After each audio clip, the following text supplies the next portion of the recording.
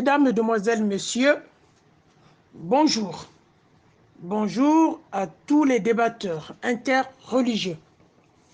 Serviteur Apollinaire, je vais faire un exposé sur Ésaïe chapitre 9, verset 5. Alors, pourquoi ai-je eu l'idée de faire cet exposé? Parce que effectivement, dans la journée, j'avais balancé un très court post sur Ésaïe chapitre 9, verset 5. Et tout de suite, Monsieur Fidel Massoudi, dans sa réaction boulimique antichrist, a répondu. Il aurait probablement posé au moins 2 questions. Je n'ai pas lu les questions, je n'ai pas écouté les audios, tout simplement parce que je n'avais pas le temps. Et après, j'ai pensé, il fallait que je prépare un exposé, je l'ai préparé. Et je vais répondre à M. Massoudi. Et comme d'habitude, quand je fais un exposé, je publie l'exposé sous forme d'audio et derrière, le PDF va suivre. Donc, vous auriez le PDF, vous pourriez lire le PDF et puis, pour ceux qui auront des questions à poser ou voilà, des réflexions à y mettre, hein, ils pourront à ce moment-là se faire valoir. Donc, cet exposé, effectivement, il va être un peu long, hein, malgré c'est Ésaïe chapitre 9, verset 5, c'est un seul verset. Il va être un peu long parce que, effectivement, je vais bien expliquer pour ne pas donner des réponses brutes. Une réponse brute sans démonstration n'a pas la preuve que cette réponse brute peut être vérifiée vraie. D'accord? C'est pour cela cet audio sera, en fait cet exposé plutôt, sera une suite de plusieurs audios. Voilà, donc avant de commencer mon exposé, je vais vous expliquer la méthodologie. D'accord? En fait, il y a une maxime faussement répandue hein, qui consiste à dire que la prophétie doit être expliquée par l'événement, ou bien que l'événement est le vrai interprète de la prophétie. Et donc, moi, je considère que c'est faux. C'est faux parce que, effectivement, une prophétie est entièrement indépendante de l'événement. OK? Elle fut donnée pour être comprise à la même époque avant qu'elle devint une réalité. Si nous prenons l'exemple des prophètes, les prophètes, quand ils donnaient des prophéties, les prophéties n'étaient pas réalisées. Mais les prophètes devraient expliquer ces prophéties-là. Sinon, ou bien le lecteur qui lisait devrait comprendre les prophéties alors que ces prophéties-là sont en cours de réalisation. Donc, utiliser les réalisations ou les faits historiques à partir du moment où l'histoire s'est déroulée comme ça ressemble à cette prophétie. Ça, ce n'est pas expliquer la prophétie. C'est passer outre la critique littéraire, outre la critique textuelle pour expliquer la prophétie.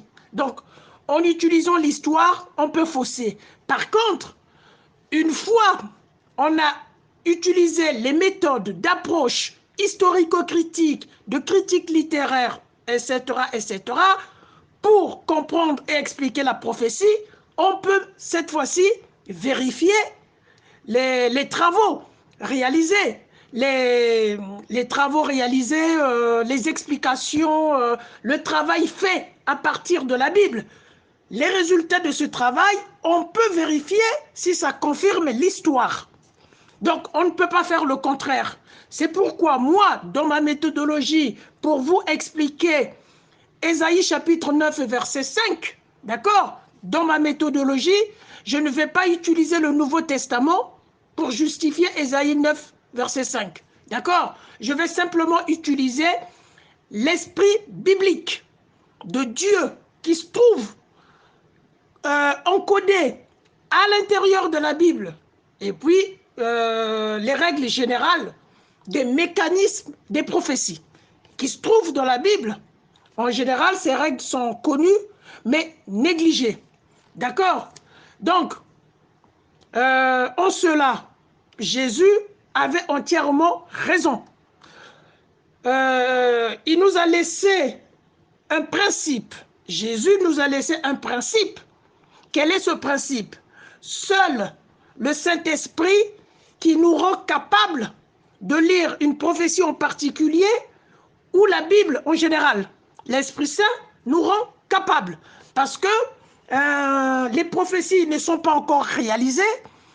Il faut être sûr de comprendre ces prophéties-là avant leur réalisation. Donc moi, je vais inhiber dans mes explications, dans ma démarche, c'est ça ma méthodologie, inhiber tout ce qui est Nouveau Testament. Je ne connais pas et je vais que dans l'Ancien Testament faire le travail pour comprendre cette prophétie. Voilà, pour comprendre, je ne vais pas dire prophétie pour l'instant, pour comprendre le verset Ésaïe chapitre 9, verset 5. Donc, après vous avoir expliqué ma méthodologie, je vais vous donner une sorte, comment je vais dire ça, une sorte d'introduction, une sorte de, les chapitres que je vais traiter, d'accord? Donc, moi j'ai divisé cet exposé en 2 chapitres, les 2 chapitres que je vais traiter, c'est-à-dire, j'utilise 2 règles générales qui sont connues. D'accord? 2 règles générales qui sont connues.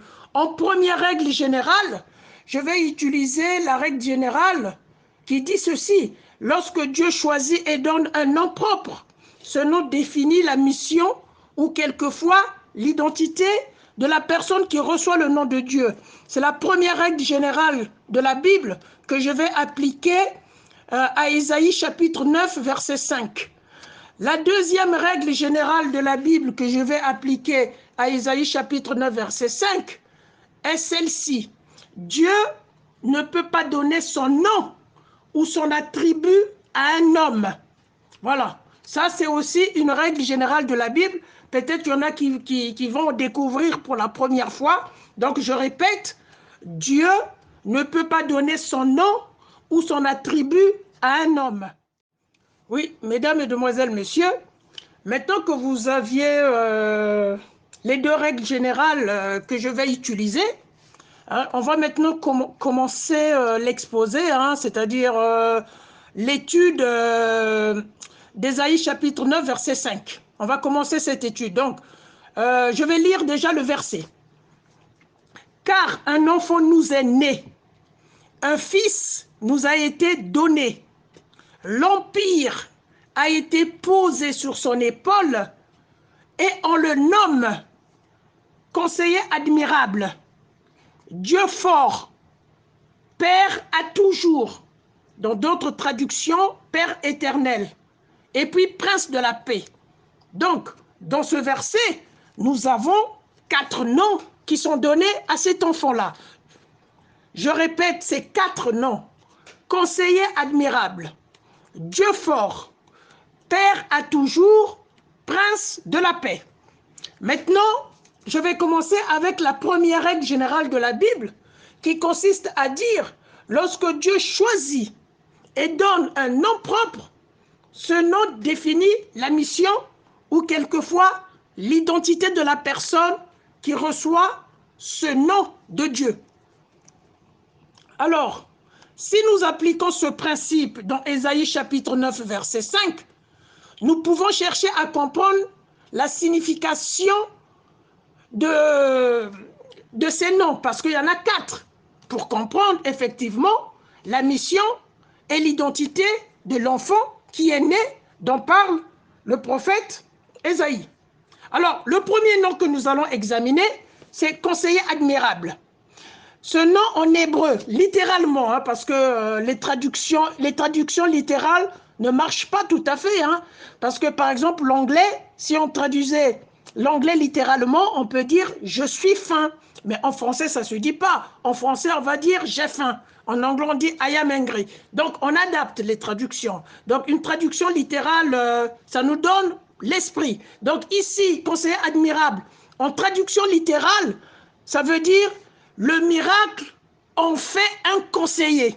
Le miracle en fait un conseiller, mais en français ça sonne mal, ça a été traduit par conseiller admirable. Mais c'est pour vous dire, il y a déjà le mot miracle qui est là-dedans. Bon, c'est important tout ça. Donc, si cet enfant, il est conseiller admirable, ça veut dire quoi? Mais il est prophète par excellence. Il est prophète. Ce sont les prophètes dans la Bible qui étaient des conseillers. Donc, ces conseils sont de Dieu, parce que c'est Dieu qui donne ce nom-là. Si Dieu a donné le nom de conseiller admirable, admirable ou conseiller merveilleux dans d'autres traductions, ça veut dire que ces conseils sont infaillibles. D'accord? Si ces conseils sont infaillibles, ça veut dire que cet enfant-là a l'esprit de prophétie ou l'esprit direct ou l'esprit de Dieu tout court. C'est ce que Ésaïe nous dit dans Ésaïe chapitre 11, verset 2. Ésaïe nous dit, cet enfant a l'esprit de sagesse et de discernement. Cet enfant a l'esprit de conseil et de force. Cet enfant a l'esprit de connaissance et de crainte de Dieu. Lisez Ésaïe chapitre 11, verset 2. Maintenant, regardons ailleurs dans la Bible l'utilisation de cette expression. L'expression conseiller admirable est aussi traduite par conseiller merveilleux. Nous allons regarder cette expression hébraïque dans d'autres parties de la Bible. D'accord? Et on retrouve cette expression où? Dans quelle partie de la Bible?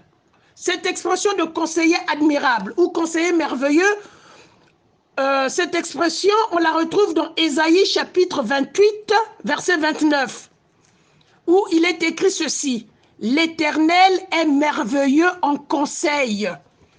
Donc, merveilleux en conseil, on ne va pas dire que c'est un attribut de Dieu, mais c'est une qualité de Dieu. Dieu ne peut pas être mauvais en conseil. Dieu, quand il donne une information, quand il donne un conseil, quand il te fait une demande, Dieu ne peut être que merveilleux. C'est une qualité. Après, mon niveau spirituel est faible pour vous dire si c'est un attribut réservé uniquement à Dieu.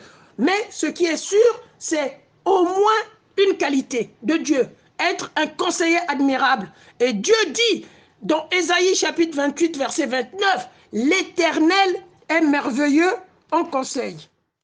Maintenant, nous allons voir le deuxième nom de l'enfant, qui veut dire Dieu fort. Dieu fort en hébreu, c'est El Gibor, qui a été traduit par Dieu fort. El, c'est Dieu, Gibor, c'est fort. Donc, cet enfant, s'il s'appelle El Gibor, cet enfant qui est né, aura donc la puissance divine, parce qu'il aura la puissance de El Gibor. Donc, El Gibor, c'est une puissance divine, c'est une force divine qui lui permettra d'exécuter ses missions et ses desseins, on va dire. Donc, si c'est une force El Gibor, cette force aussi sera infaillible, comme ses conseils sont infaillibles. D'accord? Sa force, El Gibor, Dieu fort, cette force aussi sera infaillible. D'accord, on peut reprendre Ésaïe 11, 2, que j'avais déjà pris comme exemple de conseiller admirable, où Ésaïe dit, cet enfant aura un esprit de sagesse et de discernement, esprit de conseil et de force, esprit de connaissance et de crainte. D'accord? Maintenant, regardons ailleurs dans la Bible l'utilisation de cette expression de El Gibor, qui veut dire Dieu fort. On a cette expression dans Ésaïe chapitre 10, versets 20 à 21. Nous allons lire. En ces jours-là, le reste d'Israël et les rescapés de la maison de Jacob cesseront de s'appuyer sur celui qui les frappait. Ils s'appuieront vraiment sur le Seigneur, le Saint d'Israël. Un reste reviendra, le reste de Jacob, vers le Dieu fort, El Gibor. Donc, remarquons que toutes les traductions bibliques ont traduit El Gibor dans Ésaïe chapitre 10, verset 21.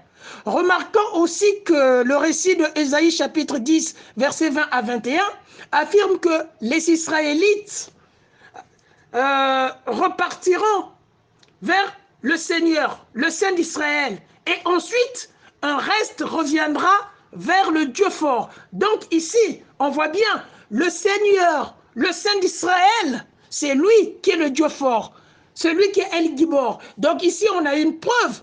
El Gibor, c'est le nom de Dieu. D'accord? El Gibor, ici, on a la preuve, c'est le nom de Dieu. Maintenant, on va regarder dans Jérémie 32, verset 18. Parce que dans Jérémie chapitre 32, verset 18, il est aussi utilisé cette expression de El Gibor. Je lis.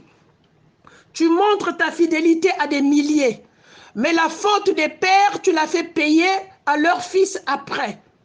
Le Dieu grand, El Gibor, le valeureux, son nom est le Seigneur de l'univers. Donc El Gibor ici, on dit son nom est le Seigneur de l'univers. Donc El Gibor, c'est Dieu. C'est le nom qu'on a donné à l'enfant. D'accord? El Gibor, il n'y a que Dieu qui a ce nom-là. Plus personne d'autre qui a ce nom-là, il n'y a que Dieu. Mais ce nom unique, ce nom qui est simplement un nom de Dieu, se retrouve à cet enfant-là. Maintenant, on va lire Deutéronome chapitre 10, verset 17, parce que le Deutéronome utilise aussi le El Gibor. Je vais lire avec vous. Je vais lire pardon pour vous. Car le Seigneur votre Dieu est le Dieu des dieux et le Seigneur des seigneurs, le Dieu grand, El Gibor, vaillant et redoutable, qui est impartial et ne laisse pas acheter. Donc ici on dit, le Seigneur votre Dieu est le Dieu des dieux et le Seigneur votre Dieu est El Gibor. Donc vous avez encore la preuve ici, indiscutable cette fois-ci, dans la Bible, El Gibor c'est Dieu. El Gibor c'est personne d'autre, ce n'est que Dieu. Et c'est ce nom qui se retrouve chez l'enfant. D'accord? Bon. Oui, toujours pour El Gibor, hein, pour éviter des ambiguïtés, il faut savoir qu'il y a des Bibles, hein, des Bibles chrétiennes, hébraïques, juives, on va dire, qui ont traduit El Gibor par héros puissant ou par héros divin. Bon, le seul problème, pour ceux qui connaissent pas la Bible ou qui sont des novices dans la Bible, quand ils vont retrouver héros divin, ils vont pas comprendre. Bien qu'il y ait le mot divin qui est là, héros divin, il y a quand même le mot divin. Mais le mot elle disparaît. Elle qui veut dire Dieu. D'accord? Donc, héros divin, la traduction n'est pas fausse, mais cette traduction cache le mot elle, le mot divin. D'accord? Héros, un héros, c'est celui qui apporte le salut à quelqu'un. Voilà pourquoi il est héros. Donc, le héros divin, ça peut être traduit par le sauveur divin. Donc, vous voyez, El Gibor, certains l'ont traduit par héros divin, qui veut dire aussi sauveur divin. Il faut que vous compreniez toutes ces traductions. Comme ça, le fait que ces traductions-là cachent le nom elle, le nom Dieu n'apparaît pas, que vous comprenez que même ces traductions-là, il s'agit du nom de Dieu. Même ces traductions-là, ça parle de Dieu. Maintenant, nous allons voir le troisième nom que Dieu donne à cet enfant qui est né. C'est le nom Père à toujours. Certaines Bibles ont traduit Père éternel. D'accord? Père éternel, donc Père à toujours. Le dictionnaire Larousse nous apprend que éternel signifie qui est sans commencement ni fin, qui est hors du temps. C'est l'éternel, hors du temps, qui est sans commencement et sans fin. Maintenant, si nous allons dans, et ça c'est le nom qu'on a donné à l'enfant, si nous allons dans Ésaïe, chapitre 44, verset 6, il est écrit, ainsi parle l'Éternel, roi d'Israël et son rédempteur, l'Éternel des armées, je suis le premier et je suis le dernier, et hors de moi, il n'y a point de Dieu. Voilà. Donc ce verset veut simplement dire, veut signifier que l'Éternel est hors de temps, que l'Éternel n'a ni commencement ni fin. Et le nom éternel, c'est ce qui est donné à cet enfant-là. Sauf que le nom éternel est accolé au nom de Père. Maintenant, il nous reste à comprendre que signifie l'expression Père. On a compris l'expression éternel. L'éternel, c'est une expression qui est un attribut divin. Il n'y a que Dieu qui est hors du temps et ce nom d'attribut divin est appliqué et donné à cet enfant. Mais Père éternel, que signifie Père? D'accord? Pour comprendre ce que signifie Père, nous allons utiliser la Bible pour expliquer ce verset, que la Bible. Hein. Bon, quand on utilise la Bible, on remarque que dans la culture biblique et hébraïque, tout ce qui était réellement important de ce dont ils ont été le premier, ce dont ils ont été à l'origine, était appelé Père en référence à ce dont ils ont été le premier ou à l'origine. Ils ont été appelés Père. Par exemple, on va dire, je vais donner un exemple terre à terre, hein, celui qui a découvert la montre, on va l'appeler le père de la montre, parce que celui qui a découvert, voilà. Donc ici, dans la Bible, on retrouve aussi les mêmes manières en fait. Par exemple, hein, je vais vous donner Genèse chapitre 4, verset 20. Il y a Jabal qui était le premier à vivre sous une tente. D'accord? Et donc, la Bible l'appelle le père de ceux qui demeurent dans des tentes et près des troupeaux. Voilà. Il y a aussi Jubal qui fut le premier inventeur d'instruments de musique hein, dans la Bible. Hein. Je ne dis pas dans le monde. Hein. Faisons attention entre la Bible et le monde. Je parle du monde biblique. Donc, il est le premier inventeur d'instruments de musique. Il est appelé père de tous ceux qui jouent de la harpe et du chalumeau. Dans Genèse chapitre 4, verset 21. Donc, ainsi, cet enfant qui est né est le premier dans ce genre, dans la manière dont il est né. Si l'on prend Ésaïe chapitre 7, verset 14, d'accord, qui dit que c'est pourquoi le Seigneur lui-même vous donnera un signe. Voici que la vierge ou la jeune femme est enceinte, elle enfantera un fils qu'elle appellera Emmanuel. Dieu est avec nous, d'accord? Nous savons que ce verset parle plutôt de la femme vierge, pour que la naissance d'Emmanuel soit un signe. Le cas contraire, si cette femme n'est pas vierge, la naissance d'Emmanuel devient habituelle et ne pourrait être un signe. Ça, je vous l'avais déjà expliqué avec l'exposé sur Ésaïe, chapitre 7, verset 4. Donc cet enfant-là, puisqu'il est le premier, donc il est appelé Père. Donc Ésaïe chapitre 7 verset 14 vient confirmer Ésaïe chapitre 9 verset 5, puisque cet enfant-là, il est le premier à être né miraculeusement. Si cet enfant n'est pas né miraculeusement, ce n'est pas un signe. Il est né miraculeusement parce que la femme est vierge. C'est pas question d'âge, parce que pour la question d'âge, Sarah l'a déjà fait. Ça ne serait plus un signe. Sarah, par rapport à son âge, avait accouché Isaac. Mais là, c'est parce que la femme est vierge. Donc, dans Ésaïe 7, 14, ce phénomène va se dérouler pour la première fois. En se déroulant la première fois, cet enfant devient père. Père, c'est celui qui est le premier. Voilà, vous avez compris, j'ai expliqué bibliquement ce que veut dire Père. Donc, Ésaïe 7, verset 14, vient justifier le nom que Dieu donne à cet enfant de Père, parce que dans Ésaïe 7, 14, cet enfant-là, il est le premier qui sera né miraculeusement. Maintenant, nous allons examiner le dernier nom. Le dernier nom, c'est Prince de la paix. D'accord? Prince de la paix, bon, en termes divins, on n'a pas vraiment de spécial à dire. On ne trouve de rien dans cette expression de divin.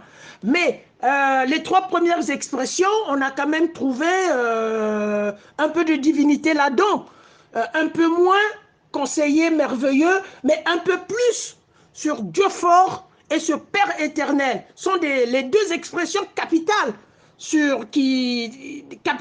Les deux expressions capitales de nom divin que porte cet enfant-là. Maintenant, Prince de paix, qui est le quatrième nom, qui n'est pas vraiment divin, qu'est-ce que ça veut dire? Ça veut dire que cet enfant réalise en sa personne, deux victoires glorieuses pour la royauté de David. Deux victoires glorieuses. C'est lui qui conquiert tout le royaume. Tout le royaume. D'accord? C'est lui qui conquiert tout le royaume et celui encore qui conquiert la paix. Et cette paix pour son peuple est pour toujours assurée par le triomphe qu'il a remporté sur ses ennemis. Donc cette paix, elle est jugée pour toujours dans Ésaïe chapitre 9, versets 3 à 4. Et quand on va dans les livres futurs d'Ésaïe, on va retrouver que cette paix est durable et pérenne dans Ésaïe chapitre 11, versets 6 à 9, et enfin dans Ésaïe chapitre 33, verset 6. D'accord? Et comme je vous disais que en fait, les prophéties, une fois on les a expliquées, l'explication, les résultats, les données que nous avons récoltées à partir de notre explication, on peut vérifier dans le futur la réalisation. D'accord? Bon, là, je ne l'ai pas fait pour les autres, je vais le faire pour Prince de la Paix. Quand je vous dis cet enfant-là va conquérir tout le royaume, et là, ça fait allusion à quoi? Ça fait allusion à l'unité de tous les enfants de Jacob. Voilà, ça fait allusion à cette unité. Et il va conquérir la paix.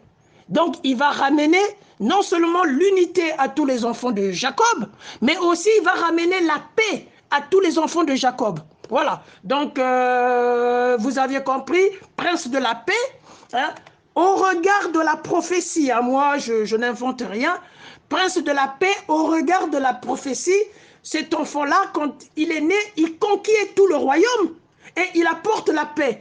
Et puisque le roi Achaz était menacé par des Assyriens, par des gens qui voulaient l'attaquer, mais les gens qui voulaient l'attaquer, la paix arrive par cet enfant-là. La conquête du royaume, la conquête militaire, on va dire, la conquête du royaume, pour que la guerre ne se passe plus, cette conquête-là, c'est toujours cet enfant-là qui le fait. C'est cette conquête-là que je vous parle d'unir par métaphore tous les enfants de Jacob et d'apporter la paix à tous les enfants de Jacob.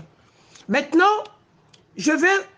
nous allons voir la dernière partie qui est la deuxième règle générale de la Bible. Je vous avais dit, je fais l'étude en utilisant que les règles générales de la Bible, qui sont les règles que Dieu lui-même a codifiées dans la Bible, qui sont des règles générales. On peut les appliquer si possible. Quand ce n'est pas possible, on ne peut pas les appliquer, mais quand c'est possible, on peut les appliquer. Là, quand j'ai étudié les noms, quand j'ai étudié les 4 noms, j'ai utilisé la première règle générale. Sinon, je n'aurais pas étudié les 4 noms. La première règle générale me dit d'étudier les 4 noms. Voilà pourquoi je l'ai fait. On va passer par la suite avec la deuxième règle générale. Oui, donc maintenant, nous allons aborder la deuxième règle générale de la Bible. Cette règle dit ceci. Dieu ne peut pas donner son nom ou son attribut à un homme, à moins que cet homme ne soit l'âme vivante de Dieu. Cette règle générale est courante dans les traditions hébraïques depuis des siècles. Ok? Donc, si nous appliquons ce principe, d'accord, que Dieu ne peut pas donner son nom ou son attribut à un homme, si nous appliquons ce principe dans Ésaïe chapitre 9 verset 5, nous comprenons que cet enfant, né miraculeusement dans Ésaïe chapitre 7 verset 14, est un signe. Il est né miraculeusement pour qu'il constitue un signe. Et il est lui-même El Gibor. Parce que, si vous voulez, Dieu ne peut pas donner son nom ou son attribut à un homme. Sinon, cet homme-là est l'âme vivante de Dieu. Puisque Dieu a donné son nom ou ses attributs, les attributs de Dieu, nous l'avions vu sur cet enfant-là, l'attribut de Père éternel, le nom de El Gibor, d'accord? Puisque Dieu l'a donné et qu'il y a une règle générale de la tradition hébraïque qui dit que quand on reçoit le nom et l'attribut de Dieu, cet homme-là, il est l'âme vivante de Dieu. C'est pourquoi je suis en train de vous dire que cet enfant, né miraculeusement de Ésaïe chapitre 7 verset 14, est un signe et il est lui-même El Gibor, cet enfant-là. Il est El Gibor qui veut dire le Seigneur des seigneurs, le roi des rois, le Dieu des dieux, tel que défini dans Ésaïe chapitre 9 verset 5, il est El Gibor et il s'appelle en référence avec Ésaïe chapitre 7 verset 14, il s'appelle El Gibor est avec nous, ce qui veut dire Emmanuel. Ésaïe chapitre 7 verset 14, quand on a fait l'exégèse, on arrive, c'est toujours le même récit qui continue, hein, dans le chapitre 9. Quand on quitte Ésaïe chapitre 7, on passe dans Ésaïe chapitre 9 verset 5, on a El Gibor. Donc Emmanuel qui veut dire Dieu est avec nous, l'exégèse nous montre que Emmanuel veut aussi dire El Gibor est avec nous. Parce que cet enfant-là, dans le futur, quand il est né, Emmanuel sera né et quand il est né, Dieu lui a donné le nom de El Gibor. Donc Emmanuel veut dire El Gibor est avec nous. Donc cette prophétie parle de Dieu directement si on applique cette deuxième règle générale de la Bible à partir de cet enfant qui est né. Et nous savons que Dieu ne pourrait jamais s'asseoir sur le trône de David. Ça, c'est ce que nous savons. Pourquoi Dieu ne pourrait jamais s'asseoir sur le trône de David? Mais parce que sa puissance va bien au-delà. Car en effet, personne ne peut voir Dieu sans mourir. Exode chapitre 33, verset 20. Vous voyez, jusque-là, nous utilisons que la Bible. On n'a pas du tout parlé du Nouveau Testament pour justifier l'Ancien Testament. Hein, parce que ceux de l'époque, comment ils faisaient pour expliquer avant la réalisation historique, comment ils faisaient, voilà. Donc, bref, ça vous êtes au courant. Maintenant, donc, Dieu ne peut jamais s'asseoir sur le trône de David parce que sa puissance va bien au-delà, car personne ne peut le voir sans mourir. Exode chapitre 33, verset 20, pour que ceci soit rendu possible à l'humanité, afin que Dieu représente le trône de David parmi les hommes, il faut qu'il puisse s'incarner et se diminuer. Philippiens chapitre 2, verset 6. Donc, le Messie de Dieu peut, quant à lui, dans ces conditions-là, s'asseoir sur le trône de David. L'incarnation lui rend visible et son danger. Cette prophétie s'adresse plutôt au Messie, le fils de David, de Matthieu chapitre 9, verset 27, et le fils de Dieu, qui est aussi le roi des Juifs, de Matthieu chapitre 27, verset 11, Luc chapitre 22, verset 70, Luc chapitre 23, verset 3, enfin Jean chapitre 18, verset 37.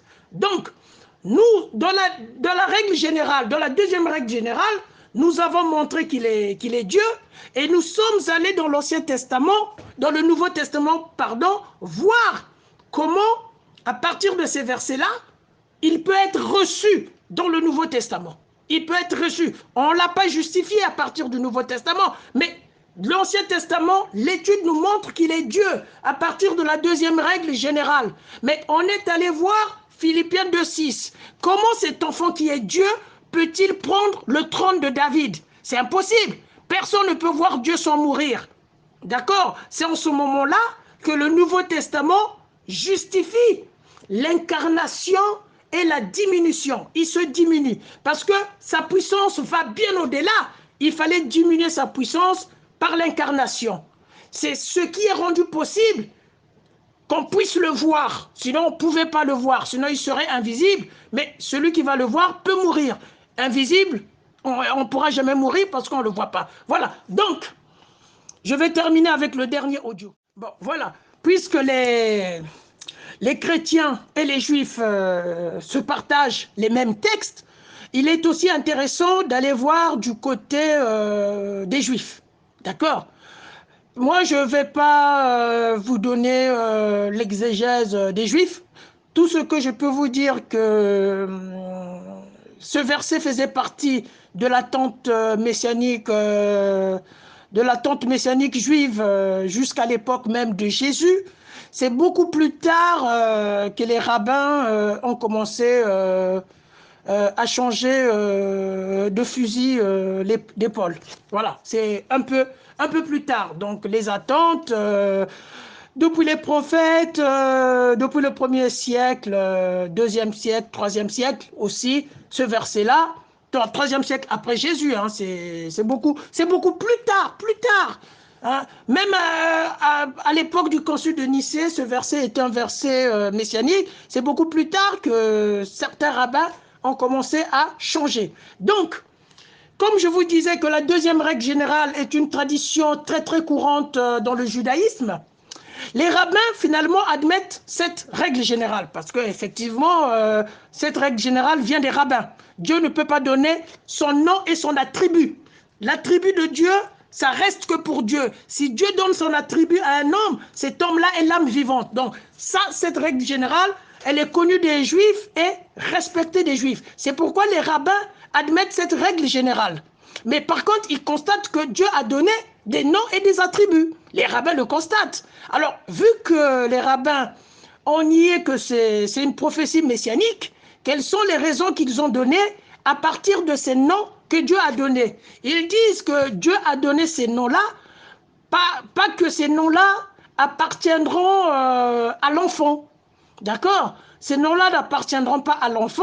Dieu a donné ces 4 noms pour prouver que lui-même, Dieu, viendra pour donner cette fois-ci des noms réels à l'enfant. Voilà résumé l'exégèse juive confrontée à la réalité de la deuxième règle générale de la Bible, qui est une règle générale courante dans les traditions hébraïques qui dit ceci, je répète la règle, Dieu ne peut pas donner son attribut à un homme. Si Dieu donne son attribut à un homme, cet homme-là est l'âme vivante directement de Dieu. Voilà. Donc, alors que cet enfant-là reçoit les attributs de Dieu, et donc cet enfant-là, il est Dieu par rapport à la deuxième règle générale. Et comme les rabbins ont refusé que c'est une prophétie messianique, ils ont trouvé, c'est une exégèse tardive, on va dire, hein, l'exégèse ancienne, c'est une prophétie messianique, ils ont dit que c'est El Gibor, le Dieu puissant, le Dieu fort, qui viendra pour donner les noms convenant à cet enfant-là. Voilà. Donc, moi, je vais finir par dire ceci, hein, par rappeler ceci. Les musulmans disent, les musulmans qui n'ont jamais fait les exégèses de la Bible, hein, les chrétiens le font, les juifs le font, les musulmans, dans leur boulimie antichrist, anti-Bible, puisque Mohamed les a dit Jésus n'était pas Dieu, effectivement, les musulmans ne vont pas réfléchir sur ces versets-là, ils vont simplement suivre tout ce qui est dit par des juifs, que Ésaïe 9,5 n'est pas une prophétie messianique, telle est la vie des musulmans. Au revoir.